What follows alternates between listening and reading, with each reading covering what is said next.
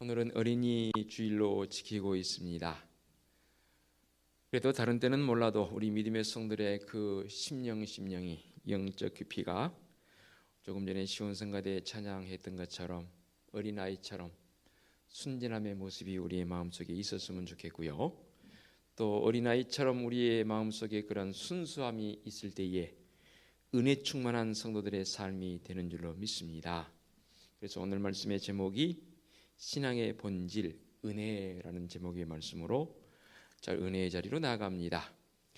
오늘 말씀은 사도 바울이 전도하는 과정 속에서 아덴에서 전도할 때 있었던 일에 대해서 기록하고 있는 말씀이 되겠습니다. 아덴이라 하면 지금의 아테네를 말합니다. 그 아테네에 가보니까 정말로 우리 그리스 신화 있지 않습니까? 그리스의 아테네, 또 로마 신화, 그리스 로마 신화는 거의 다 같은 맥을 이루고 있어서 문신이 그렇게 많은지 모르겠습니다. 그런데 사람들은 그 아테네 그리스 로마 신화를 읽으면서 열광하는 것을 보게 됩니다. 또 배우는 아이들에는 꼭 그리스 로마 신화 그 책을 읽혀서, 사실 이 책 그렇게 아이들이 읽히면 안 되는 거거든요.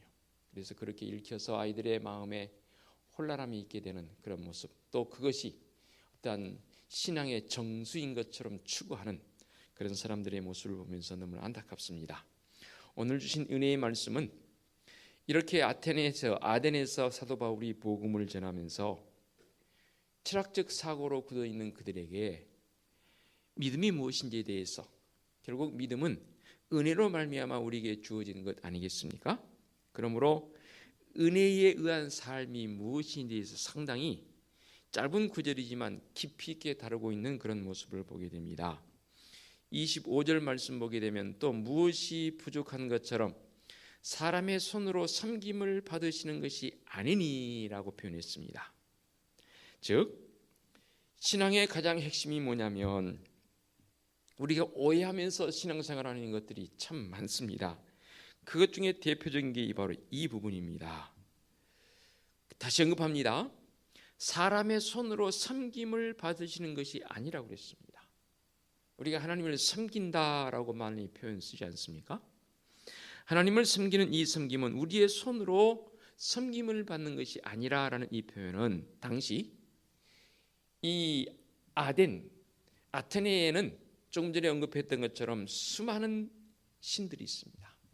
그 신들을 섬김에 있어서 그들은 나름대로 정성을 다하고 있는, 즉 사람의 손으로 섬기는 형태적 요소로 나가고 있는 그런 모습을 봤을 때에 바울의 마음속에 안타까움이 있는 거예요.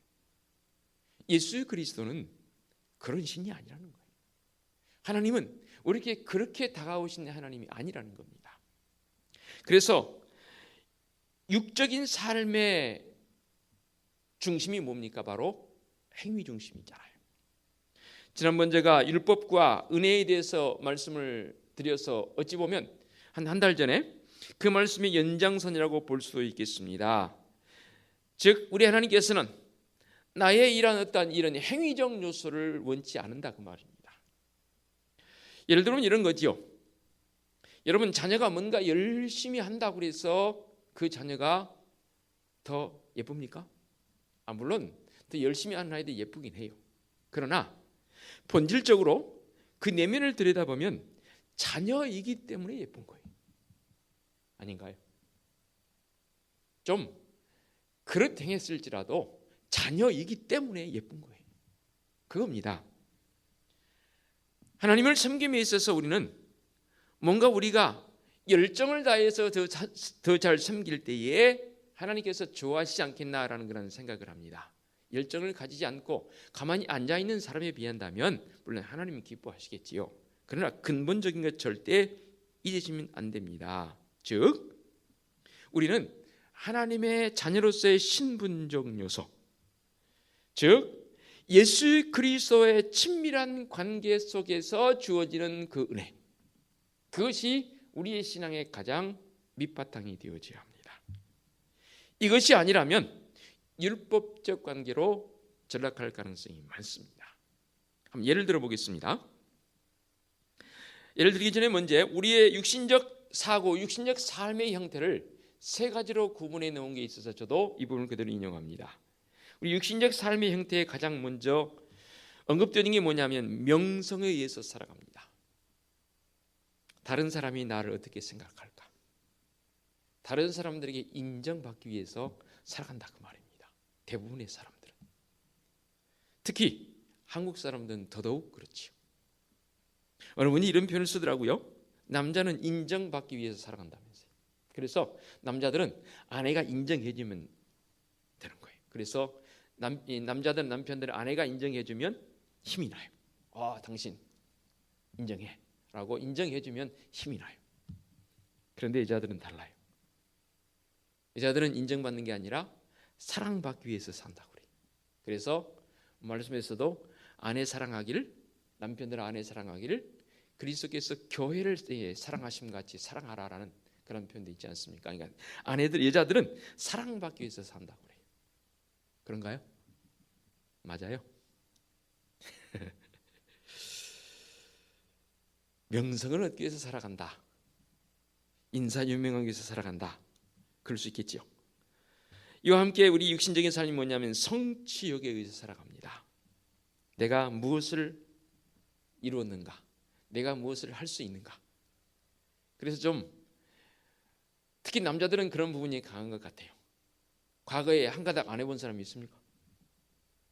아직 젊은 친구들이야 덜 해봤겠지만 그래도 이제 50대 60대 중년이 되어져서 다들 이야기 들으면 과거에 다 한 가닥씩 했어요. 그러지 않습니까? 남자들만 그럽니까? 여자분들도 그러더라고요. 과거에 내가 이렇게 했었다고. 또 앞으로 이루기 위해서 자기 나름대로의 꿈, 또 자기 나름대로의 역량을 지금 준비하고 있는 그런 모습도 보게 되지요.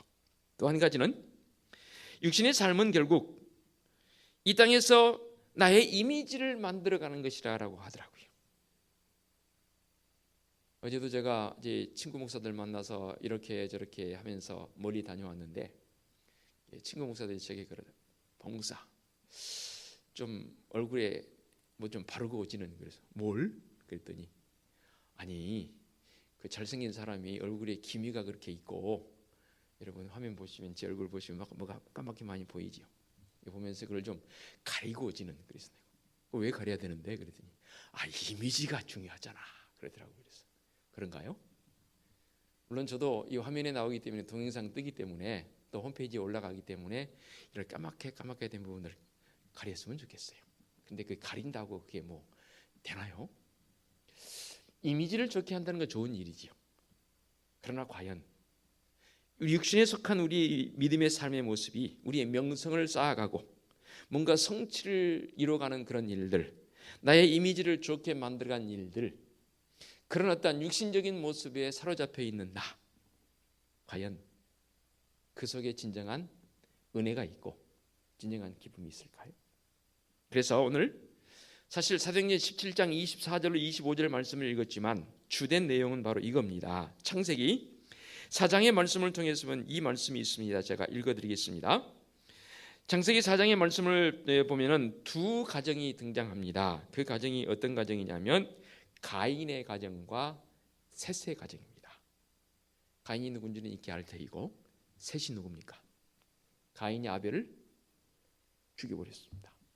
그래서 가인의 계보에 의해서 그리스도가 나게 할 수는 없는 일입니다. 그래서 아벨 대신에 셋째로 주어졌다 그래서 셋이 아니고 그 사이에 또 다른 자녀들이 있었는지 없었는지는 모르겠지만 창세기에 기록이 되어 있지 않지만 셋이란 그 단어는 이름인데 세 번째 주어진 셋이 아니고 다른 씨라라는, 그러니까 아벨 대신에 주어지는 그리스도의 계보를 잇게 되는 원역사이기 때문에 아담과 하와의 자녀들이 기록되어진 이름은 딱 이렇게만 기록되지 않습니까? 물론 900년이 넘도록 살면서 수많은 자녀들을 낳았겠지요. 그 가운데 이 아벨 대신에 셋이란 그 계보를 이어가는 그리스도의 계보를 잇게 되는 그 세대 가정, 이 두 가정이 등장하게 되는데요. 말씀이 조금 길지만 한번 들어보시기 바랍니다. 먼저 가인의 가정에 대해서 한번 제가 봉독해 드리겠습니다. 창세기 4장 16절부터 22절까지의 말씀입니다. 가인이 여호와 앞을 떠나서 에덴 동쪽 롯 땅에 거주하더니 아내와 동침하며 그가 임신하여 에녹을 낳은지라. 가인이 성을 쌓고 그의 아들의 이름으로 성을 이름하여 에녹이라 하니라. 에녹이 이랏을 낳고 이랏은 무후야엘을 낳고 무후야엘은 무드사엘을 낳고 무드사엘은 라멕을 낳았더라. 라멕이 두 아내를 맞이하였으니 하나의 이름은 아다요 하나의 이름은 실라드라였더라. 아다는 야발을 낳았으니 그는 장막에 거주하며 가축을 치는 자의 조상이 되었고 그의 아우의 이름은 유발이니 그는 수금과 퉁소를 잡는 모든 자의 조상이 되었으며 실라는 두발 가인을 낳았으니 그는 구리와 쇠로 여러 가지 기구를 만드는 자요 두발 가인의 누이는 나아마였더라라고 말씀하고 있습니다. 가인의 후예에 대해서 이렇게 기록했는데요. 그들이 하는 일들이 여기서 언급되어집니다. 일을 함으로 그들이 조상이 되어지는, 즉 최초의 어떤 성공자적 모습으로 이 땅에서의 모습을 말하고 있습니다. 그런 기록이 되어지는데 성을 구축하는 자로, 또 어떤 자녀들은 가축을 치는 자로, 또 음악을 하는 자로, 이런저런 여러 가지 일들에서 그들이 그런 어떤 대표성을 가진 조상적 모습으로 기록이 되어 있습니다. 그런데 창세기 4장 26절 이하의 말씀을 통해서 이렇게 기록이 됩니다. 셋의 가정입니다. 셋도 아들을 낳고 그의 이름을 에노스라 하였으며 그때의 사람들이 비로소 여호와의 이름을 불렀더라.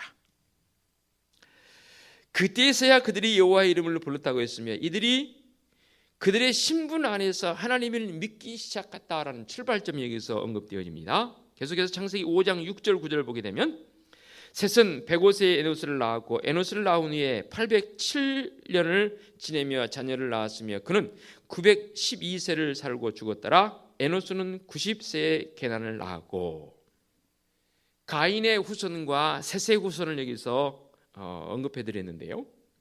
셋의 자손과 가인의 자손의 다른 점이 무엇입니까? 제가 힌트를 드렸습니다. 셋의 자손들은 가인의 자손들처럼 그들이 이 땅에서 무엇을 했는지에 대한 그의 행위의 기록이 없습니다. 그런데 가인의 자손들은 그들이 무엇을 해서 무슨 조상이 되었고 무엇을 했고 무슨 조상이 되었고라고 아주 구체적으로 언급이 되어 있습니다. 왜 그렇습니까? 왜냐하면 그들이 무엇을 했느냐가 결코 중요하지 않기 때문입니다. 하나님을 의지하지 않고 사는 사람들에게는 자신들이 무엇을 했는지가 상당히 중요해요. 그래서 조금 전에 언급했잖아요.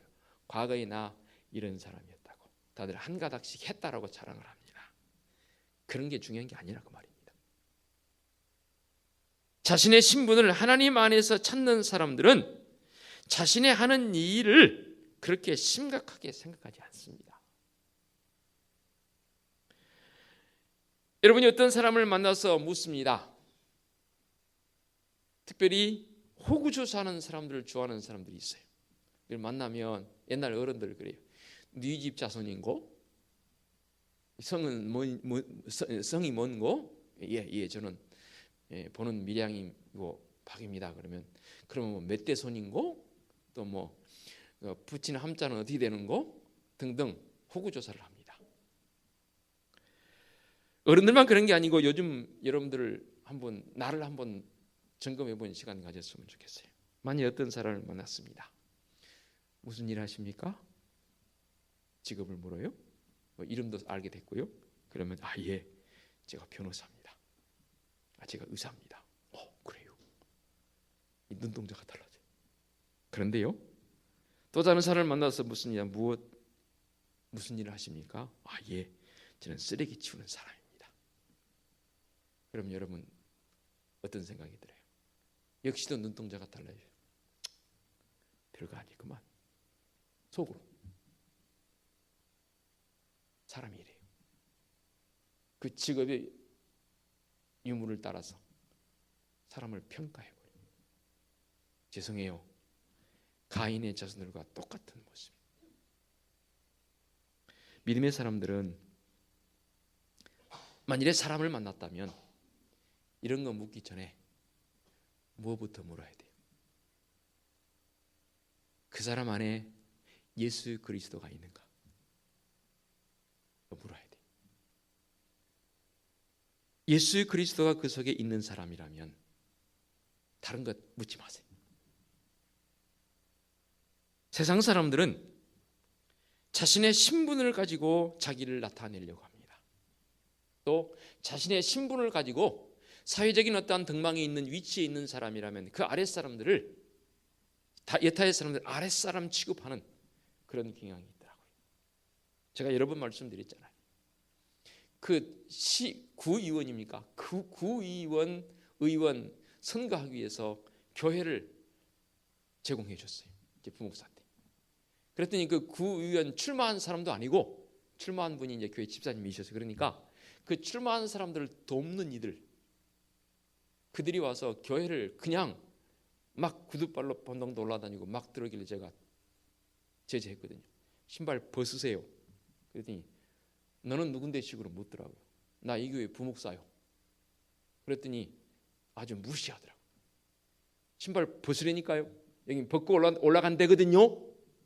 했더니 그때 마지못해 벗더라고요. 보세요. 본인이 그것도 아님에도 불구하고 그 돕는 자들임에도 불구하고 이렇게 무시를 해요. 이게 세상 사람들의 형태입니다. 그러나 하나님 나라의 신분을 가진 성도라면 예수 그리스도 안에 있는 나의 가치뿐만 아니라 상대방의 가치를 인정해 줄 수 있는, 아니 그것을 인정해야 하는 성도들의 삶이 되어야 합니다. 다시 말해서 육적인 삶, 율법적인 삶에는 무엇을 하고 있는 게 중요한 게 아닙니다. 은혜 아래에서는 예수 그리스도 안에 있는 나 모습, 그리고 상대방의 모습이 중요한 것이지요. 세상 사람들의 가치는 과거 또는 지금 무엇을 했느냐, 무엇을 하고 있느냐, 가인적 가치 부여를 하고 살아가지만 우리는 그게 아니란 말이에요. 셋의 자손들 바로 에노스 때에 비로소 여호와의 이름을 불렀더라. 그냥 단순한 구절이 아니란 말이에요. 과연 메시아의 계보를 잇는 셋의 자손들의 그 놀라운 신앙적 고백의 모습을 우리는 이 시간 듣게 됩니다. 어린이 주일입니다. 어린이 주일이니만큼 어린아이들을 돌보는 일들을, 어린아이들을 우리가 어느 때보다도 신앙적인 모습으로 키우는 일을 굉장히 우리가 해야 할 중요한 그러한 결단의 시간이 저는 어린이 주일이라고 보여집니다. 그런데 문제는 우리에게 주어진 어린아이들을 잘 양육한도 중요하겠지만 지금 내 삶이 주님 앞에 어린아이적 모습으로 나아오는 게 저는 이게 더 중요하다고 보여집니다. 그래서 어린아이들, 지금 현재 육신적인 어린아이들을 돌보는 일을 반드시 우리가 해야 할 일입니다. 그에 못지않게 현재적 내 신앙적 고백, 내 신앙의 가치적 요소를 돌아보면서 주님 앞에 어린아이와 같은 그런 순수성이 우리에게 반드시 고백되어져야 합니다. 그렇습니다. 은혜의 삶은 예수 그리스도 안에 있는 삶이라고 제가 여러 번 강조했습니다. 예수 그리스도가 내 삶의 전부라고 고백하는 이들, 놀라운 일은 예수 그리스도가 내 안에 계셔서 내 삶의 전부라고 순수하게 온전히 고백되어진 자의 삶의 모습을 보게 되면 어린아이 같아. 만일에 내가 완악한 나의 모습이라면 나를 돌아봐야 합니다. 내 안에 어린아이와 같은 모습이 사라져 버렸습니다. 그렇게 되면 사람이 강팍해지게 돼 있습니다. 완악하게 돼 있습니다. 주님께서 기뻐하시는 모습은 그 모습이 아니거든요. 그렇습니다. 은혜의 삶은 예수 그리스도 안에 거하는 삶입니다. 예수님께서 나의 구원의 주님이 되심에 대한 부분을 고백하는과 동시에 주님의 마음을 내 마음속에 품고 살아가는 성도의 모습이 되겠지요. 어떤 모습인가요? 요한복음 5장 30절에 주님께서 이렇게 고백하십니다. 내가 아무것도 스스로 할 수 없노라. 듣는 대로 심판하노니 나는 나의 뜻대로 하려지 않고 나를 보내신 이의 뜻대로 하려 함으로 내 심판은 의로우니라 라고 말씀하고 있습니다. 우리 주님께서도 아버지께서 자신을 보냈다라고 말씀하고 있습니다. 나를 보내신 이의 뜻, 아버지의 뜻을 이루어가는 것이 바로 주님의 마음이라고 했습니다. 그러면서 요한복음 7장 16절에 주님께서 이렇게 말씀하십니다. 예수께서 대답하여 이르시되 내 교훈은 내 것이 아니요 나를 보내신 이의 것이니라 라고 말씀하십니다. 또 요한복음 8장 26절에 내가 너희에게 대하여 말하고 판단할 것이 많으나 나를 보내신 이가 참되심에 내가 그에게 들은 것을 세상에 말하노라 라고 진히 말씀하셨습니다. 그러면서 요한복음 8장 42절 이렇게 말씀하십니다. 예수께서 이르시되 하나님이 너희 아버지였으면 너희가 나를 사랑하였으리니 이는 내가 하나님께로부터 나와서 왔음이라. 나는 스스로 온 것이 아니요 아버지께서 나를 보내신 것이니라 라고 말씀하십니다. 우리 주님께서 말씀하시고는 의도가 뭡니까? 바로 내가 아니라 아버지께서, 바로 하나님께서 우리 주님을 이 땅에 보내셨다라고 말씀하고 있습니다. 그런데 우리는 성삼위 하나님을 고백하지 않습니까? 성부 하나님, 성자 하나님, 성령 하나님, 곧 성자 하나님도 성부 하나님과 같은 본체이시라라고 말씀했습니다. 그러니 성자 예수 그리스도께서 하나님이시기에 구태여 이런 표현하실 이유가 없는 그런 모습으로도 우리가 이해할 수 있는 것 아니겠습니까? 그런데 왜 주님께서 구태여 아버지께서 나를 보내셨기에 아버지께서 주신 것이라고, 아버지께서 행하신 것이라고 이렇게 말씀하고 있을까요? 우리 주님께서 수많은 기사와 이적들을 베풀어 주셨는데 그 기사와 이적들이 바로 아버지께서 이루시고자 하는 것인데, 아버지께서 이루시고자 하는 것을 바로 성자 예수 그리스도를 통해서 이 땅에 이루신 것이라고 말씀하고 있습니다. 그러면서 주님께서 요한복음 20장 21절 이렇게 말씀하십니다. 예수께서 또 이르시되 너희에게 평강이 있을지어다 아버지께서 나를 보내신 것 같이 나도 너희를 보내노라. 우리 주님께서 제자 삼으시고 아버지께서 성자 예수 그리스도 그분을 보내심처럼 나도 너희를 보내노라.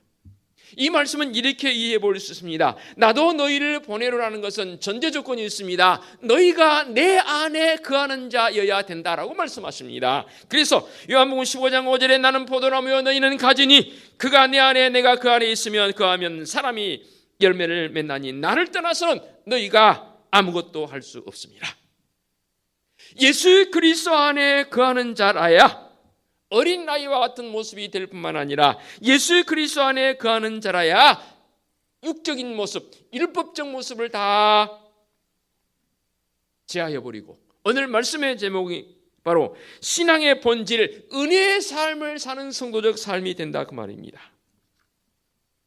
그렇습니다. 아들이라는 것은 아버지께 완전히 의존되어 있는 것을 말합니다. 딸도 포함되죠. 예수님께서 나를 통해서 행하신 것을 원하십니다. 그래서 분명히 말씀하십니다. 아버지께서 나를 보내신 것 같이 나도 너희를 보내노라. 보냄에 대한 전제 조건이 뭐라고요? 내가 반드시 그리스도 안에 있어야 합니다. 이것이 전제되지 않으면 내게 주어진 것 아무것도 할 수 없습니다.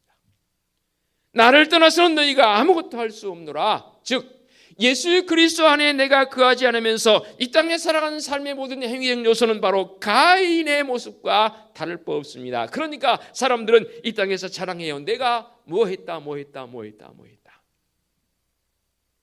그러나 하나님 안에 예수 그리스도 안에 그 안에 있는 사람은 비로소 여호와의 이름을 불렀더라. 가인의 자손들과 셋의 자손은 이렇게 엄청난 차이점을 보이고 있습니다.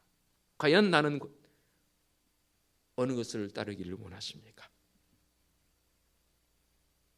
이 가운데는 신앙의 일대의 가문도 있을 수 있어요.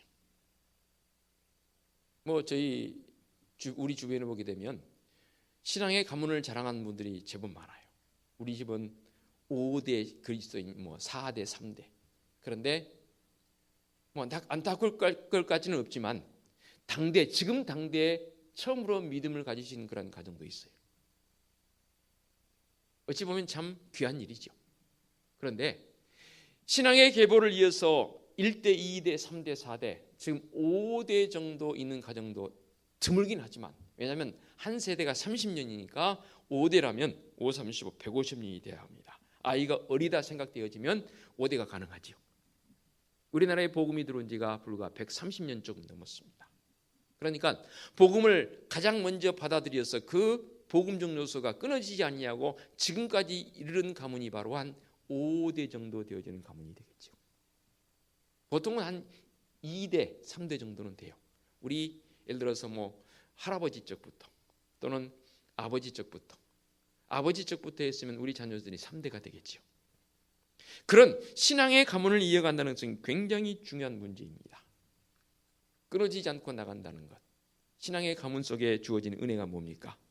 그들의 입술을 통해서 지금껏 설령 2대가 됐건 3대가 됐건 5대가 됐건 예수 그리스도를 나의 주님으로 고백하며 살아왔다는 거죠. 그런데 만일에 이 신앙적 계보가 당대의 어느 대에서 끊겨버렸습니다. 누구 책임이냐는 거예요. 신앙의 계보가 끊겨버렸다는 것은 저는 참 슬픈 일이라고 생각되어 있습니다. 가인의 자손들의 신앙적 계보는 찾아볼 수가 없습니다. 그들은 분명히 말씀을 통해서 뭐가 됐고 뭔 조상이 됐고라고 그것이 그들의 계보의 중요한 특징을 이루고 있지만, 그러나 세세의 계보 속에서는 그들이 비로소 여호와의 이름을 불렀더라. 저는 말씀 주면서 이 부분이 너무 좋은 거예요. 그러면서 저도 기도했습니다. 주님, 내 자녀손들뿐만 아니라 믿음의 성도들의 가문이 대대에 이어서 여호와의 이름을 부르는 가정 되게 하옵소서, 가문 되게 하옵소서. 여호와의 이름을 부른과 동시에 내가 예수 그리스도로부터 받은 그 사명, 지금 오늘 본문의 말씀이 사도 바울이 아덴에서 철학적 사고로 굳어있는 그들에게 우리의 하나님은, 우리 주님 예수 그리스도 그분은 사람의 손으로 섬김받아들이는 그런 분이 아니라는 거예요. 이는 만민에게 생명과 호흡과 만물을 친히 주시는 이시라라고 그렇게 말씀하고 있습니다. 그렇습니다. 사랑하는 성도 여러분, 은혜의 삶이 무엇입니까? 우리는 자꾸만 이 땅에서 뭔가 족적을 남기려고 합니다. 뭔가 행위적 요소를 통해서 하나님 앞에 인정받으려고 합니다. 그도 해야 할 일입니다. 전혀 안 하고 손 놓고 있는 것보다는 낫지요. 그러나 그것보다 먼저 전제되어질 일이 무엇입니까? 내가 진실로 예수 그리스도 안에 거하고 있는 삶을 살고 있는가? 성도들의 삶이 가장 중요한 것은 주님을 위해서 무엇을 해야 하는 것이 아니더라고요. 예수님께서 내 삶에 들어오셔서 나를 어떻게 이끌어 가시는가? 우리 주님께서도 아버지 하나님께서 하라 하시니 하고 아버지께서 하라 하시니 한다라고 고백하고 있지 않습니까? 그러면서 나도 너희를 보내노라 주님께서 말씀하십니다. 그렇다면 나도 예수 그리스도 안에서 주님께 예속되어진 자의 모습으로 이 땅에 무언가를 함을 통해서 인정받는 게 아니라 내 안에 그리스도의 마음이 있음을 통해서 그 순수한 어린아이와 같은 그 믿음이 있음을 통해서 주님께로부터 그래 잘했다 칭찬받을 수 있는 성도, 그 다음에 행위적 요소는 이루어가자고요. 이게 안 되니까, 그리스도 안에 있는 나의 모습이 없으니까 이 세상 사는 삶이 좌불안석이. 거듭거듭 제가 강조하지 않습니까? 정말로 내 안에 예수 그리스도의 생명이 온전히 있습니까? 내 안에 예수 그리스도의 생명이 온전히 있는 사람이 어찌 그렇게 살아가면서 불안해하십니까? 어찌 그렇게 굳어서 사십니까? 이건 아니잖아요. 은혜의 삶의 최고점은 무엇입니까? 내 안에 주님 예수 그리스도의 마음이 있을 때 내 삶에 들어오셔서 오늘도 내일도 내 삶을 간섭해 가실 줄로 믿습니다. 우리 주님께 내 맡기자고요. 그래요. 사람이 간섭하는 건 저도 싫어요. 그렇죠? 부부지감에도 불구하고 뭐 이렇게 해라 저렇게 해라 내 생각이 있고 내 뜻이 있는데 자꾸만 이렇게 하는 것을 저도 싫어요.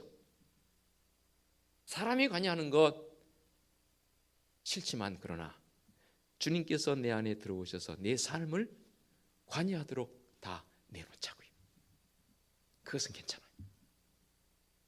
그렇게 나아갈 때 그 성도의 삶, 그 믿음의 사람의 삶은 바로 신앙의 본질인 은혜의 삶을 회복한 성도의 삶이 되는 줄로 믿습니다. 그 신앙적 계보를 이 어린이 주일에 우리의 자손들에게 물려주자고요. 그러면 그들도 그 다음 또 자손들에게 물려줄 거예요. 그러면 2대, 3대, 4대, 5대, 6대, 7대, 아니 10대 계속해서 신앙의 계보가 이어지는 믿음의 가정, 바로 신앙의 본질, 은혜의 삶을 회복하는 성도들의 삶이 되어주시기를 부탁을 드리겠습니다. 기도합니다. 거룩하신 아버지 하나님, 어린이 주일에 신앙의 본질인 은혜에 대해서 나눴습니다. 우리에게 주어진 이 은혜의 말씀, 우리는 과연 무엇으로 살아가고 있습니까? 인생이 무엇입니까? 우리 주님 예수 그리스도로 말미암아 살아가는 성도들이어야 할 것인데, 우리는 자꾸만 가인의 그 후손들처럼 뭔가 이 땅에서 이루어감이 삶의 질이라고들 생각하고 있습니다. 아니지요. 주님 예수 그리스도의 마음을 가지고 사는 성도들 결코 불안해하지 않습니다. 은혜가 있습니다. 감사가 있습니다. 기쁨이 있습니다. 이 은혜를 가지고 사는 성도들을 되게 하여 주시옵소서. 예수 그리스도의 이름으로 기도하옵나이다. 아멘.